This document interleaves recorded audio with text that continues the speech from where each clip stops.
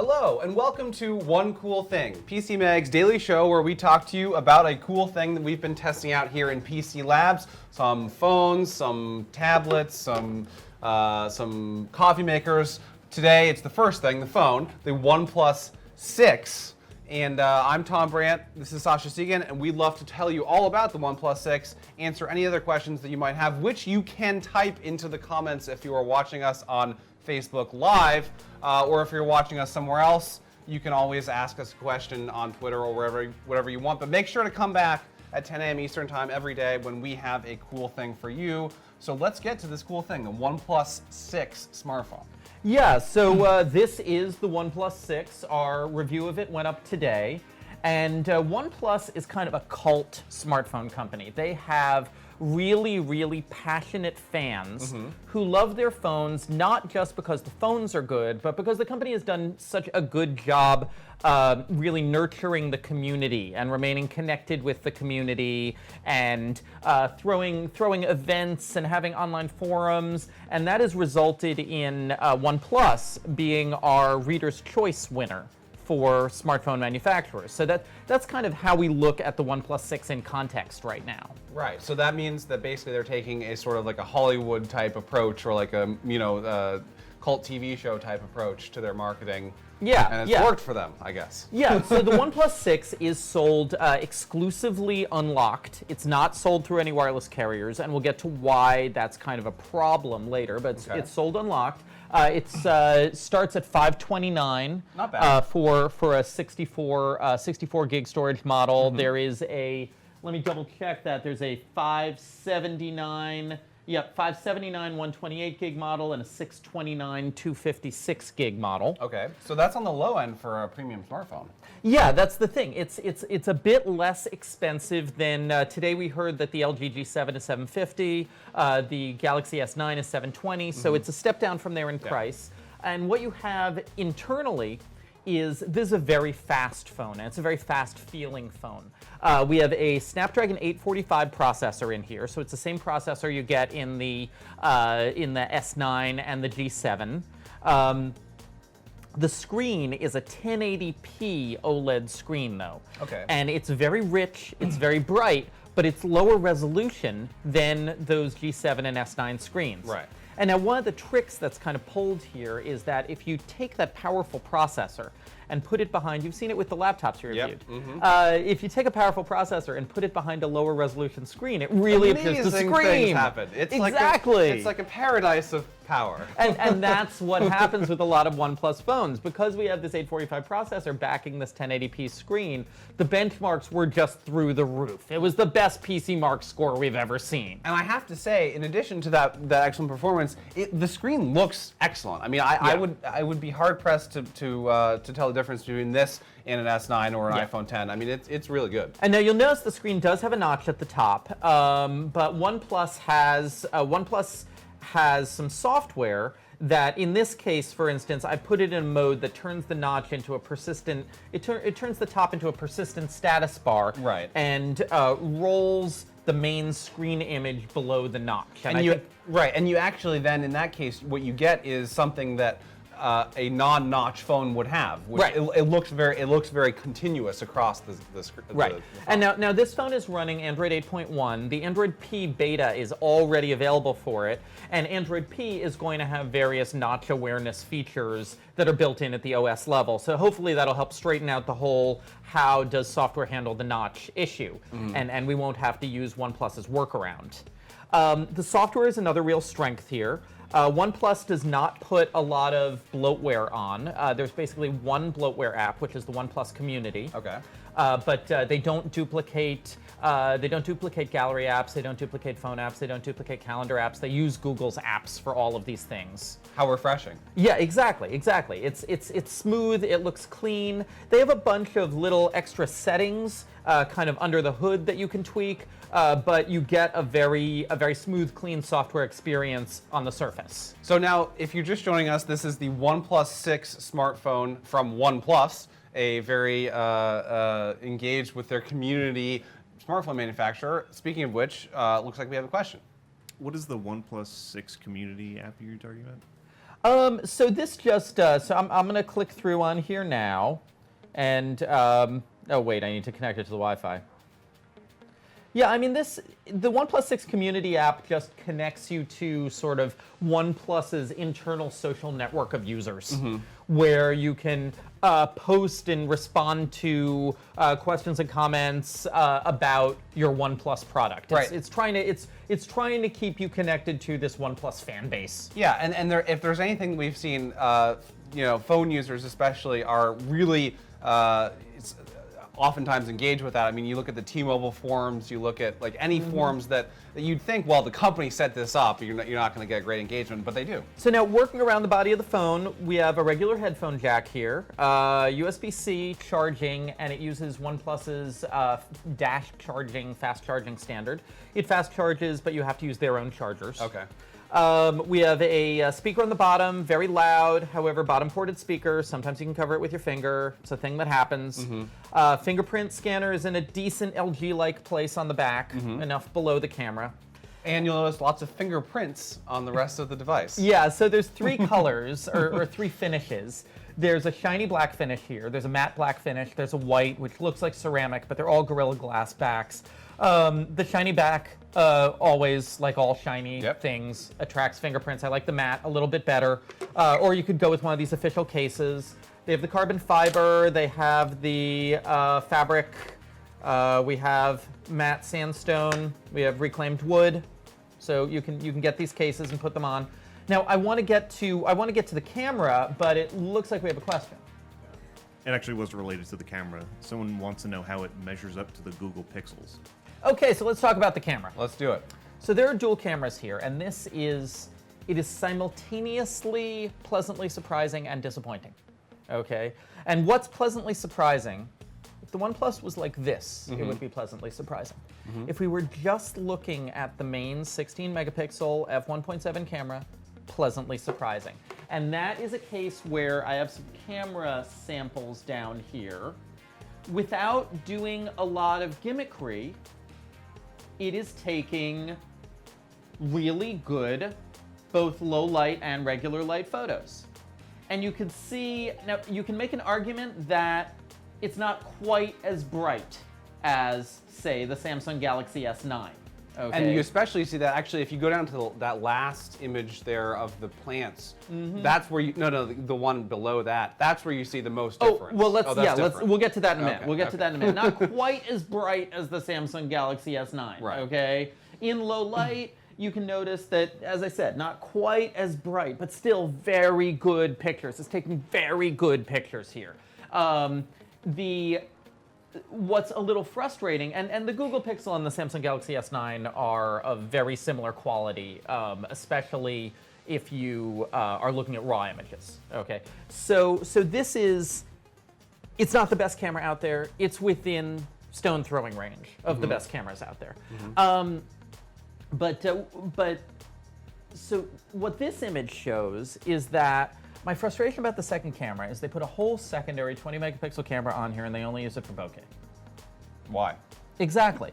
Why don't you use it for, color enhancement or resolution enhancement or 2x or wide angle or one of those many things you would use the second camera for, but no, they only use it for bokeh. The short answer is this is a new thing that previously was only available to high-end SLRs, and everyone likes the there's a ton of dual camera smartphones on the market right now. If you're gonna put a second camera on, use it for more than bokeh. So that said, let's look at the results. They just use it for bokeh. It is very good. And it's okay. So this is one of those taste things where where it super oversaturates the colors. Yep. And do you like that? Do you not like that? That's up to you. And it is really a taste thing because I look at that and I say, wow, that picture on the left looks really cool. Right, but people who like more realistic colors would say that this Galaxy S9 picture was more realistic. Sure. Yeah. So that's what's going on with the camera. Okay. But it's definitely a step up from OnePlus was not previously known to have the greatest cameras. And so the fact that they are now within stone throwing range of the best cameras available in smartphones is a big step for them. Right, which is very important because whether or not you take a lot of photos, the camera is a key selling point of the phone. Absolutely, absolutely. That's one of the few areas where you can distinguish your phone from pretty much all the other black slabs out there. So. Now, I see we have another question, so maybe let's get to that, and then I'll get to what for Americans would be the weirdest feature, but for many of our viewers would not be. Does this phone have bands 66 and 71? Yes, we have 66 and 71. The only thing missing network-wise on here is LAA, which is a new high-speed capacity expansion thing that uses Wi-Fi type airwaves. Right. But yeah, this does have 66 and 71, at least according to my handy-dandy OnePlus spec sheet and reviewer's guide. Right, which is, don't look at this too closely. This is what we use to verify things. This is what we use to verify, this is what we use to verify things like spec sheets. Yeah. And behind the scenes. 1, 2, 3, 4, 5, 7, 8, 12, 17, 18, 19, 20, 25, 26, 28, 29, 30, 32, 66, 71. Woo. So that means basically you're going to have where those things are built out. Those are like rural area. It high basically means speeds this can do anything that the AT&T and T-Mobile networks can do right now. Yeah. So there's nothing that this lacks except for LAA, which you're not going to find. Right, and it won't work on Sprint or Verizon, which is one of my major downsides for this phone. Now that sounds like many other phones that don't work on Sprint and Verizon. Why is that? Though fewer. Okay, so we're seeing more. Especially in the flagship world, we're seeing more unlocked phones working on all 4 carriers. It's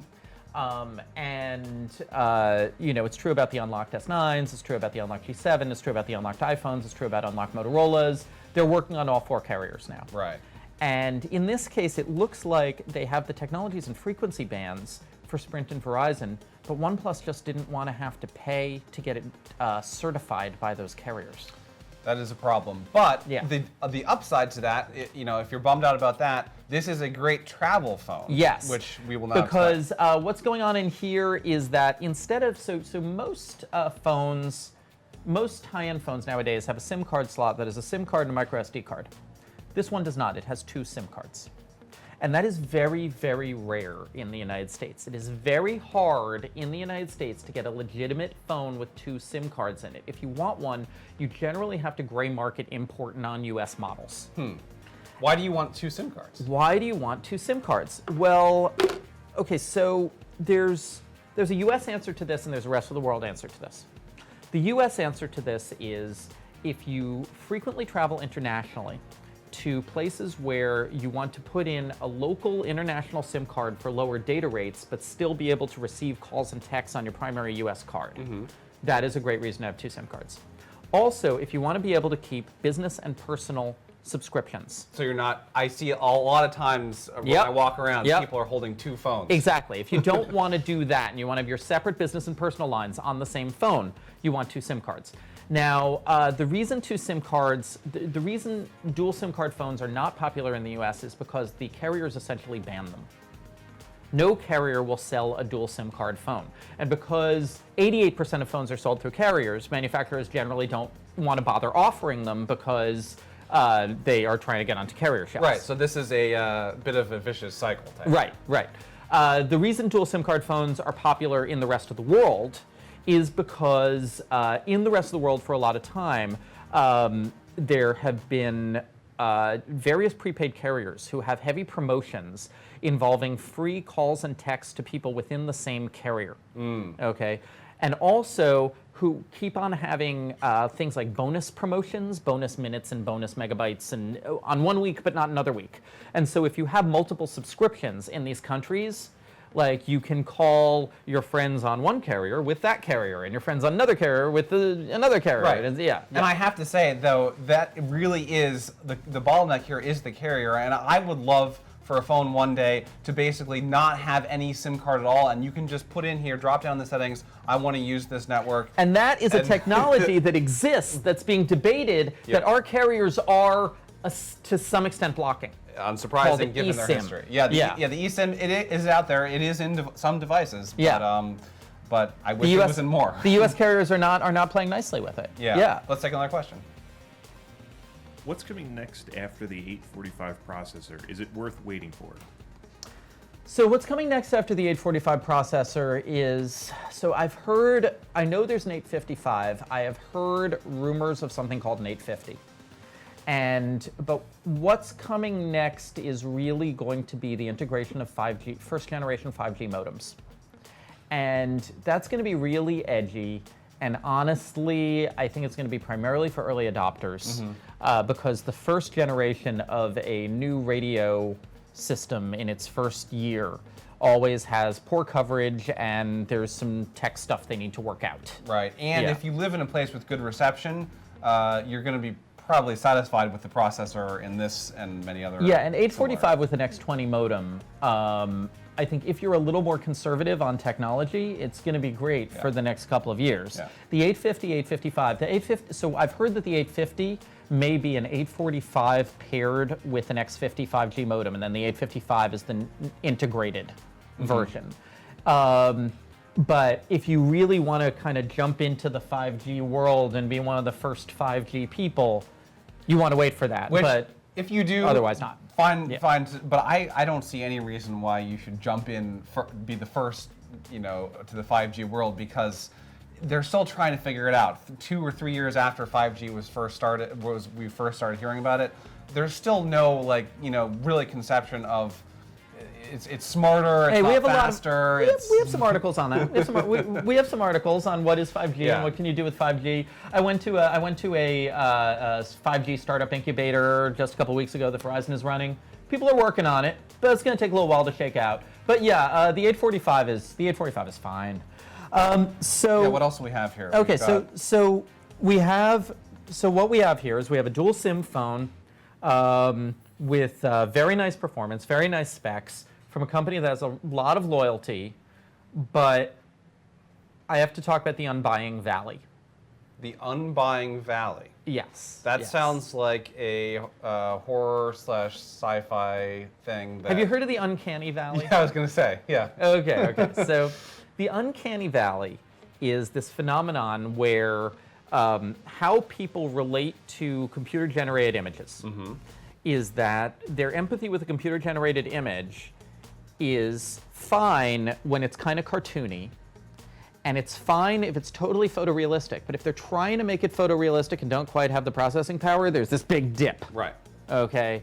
And the Unbuying Valley is a phenomenon of the US mobile phone market, where people who are paying upfront for phones generally are paying $400 or less. And people who are paying more than $500 are generally paying on a payment plan or through a carrier.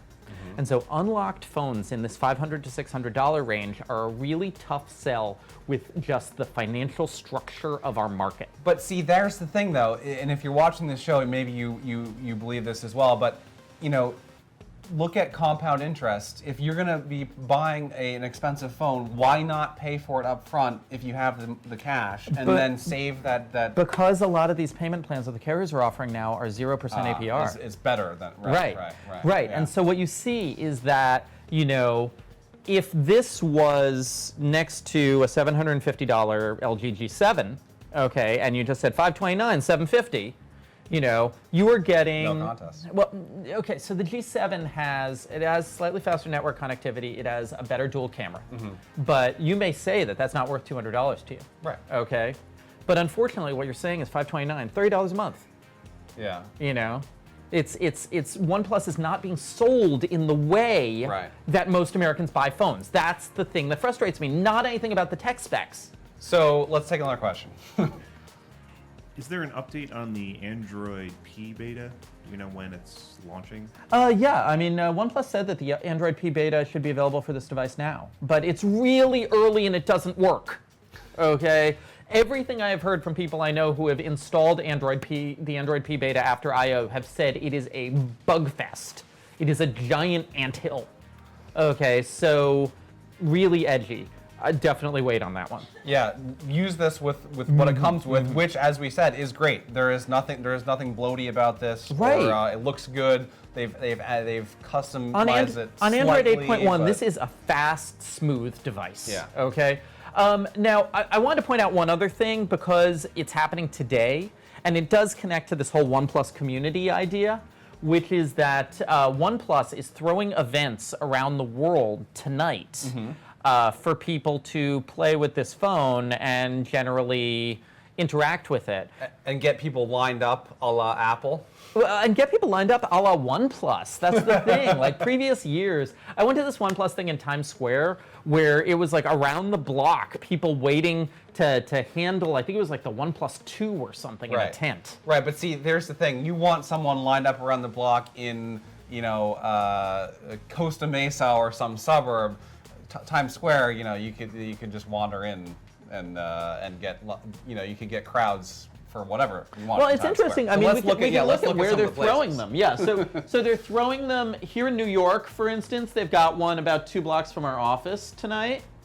San Francisco tonight, and then across Europe, London, Paris, Berlin, and Milan. Here you go. This is further evidence of the fact that this is further evidence of the fact that for our European friends, this is a great phone, and it's and likely there's going to be a huge audience abroad. Yep. Helsinki. My favorite one is Oulu. You all know I have a fondness for the town of Oulu. They do a lot of innovative stuff there in related to 5G. Actually. Absolutely, absolutely. If you're in Oulu, you can go see the OnePlus 6. But yeah, it's really. I mean, I think a lot of what gets the iPhone to stick with people is, to some extent, the community and the support and the identity, the identity of being an iPhone user. I feel like I actually encountered one of these people recently where she was like, I don't want to text you anymore. You have the wrong color text bubbles. Yes, this is actually, I'm guilty of this too. I love the Android operating system. I think it's great. I don't think it's certainly no worse, and I think it's just as good as iOS, but I'm hung up on that text bubble thing. And it's not OnePlus does a little bit of the same thing in terms of making people feel like they're part of a community. That's great. Yeah, so the OnePlus 6, it starts at $529. We give it 4 stars and no editor's choice because we would really like to see it either sold by a carrier or at least available working with all U.S. carriers. Yet again, carrier bottleneck here. Yeah, carrier bottleneck. But it is a really good phone at a price $200 less than the flagships. Our full review is up on PCMag.com. If you are in one of the cities where they are having pop-ups, you can go check it out tonight. You should go check it out. And we will have another one cool thing that may or may not be a phone, may or may not have a great community, tomorrow at 10 a.m. Eastern Time. So please definitely come and check back then on Facebook Live. In the meantime, thanks very much for watching, and we'll see you tomorrow.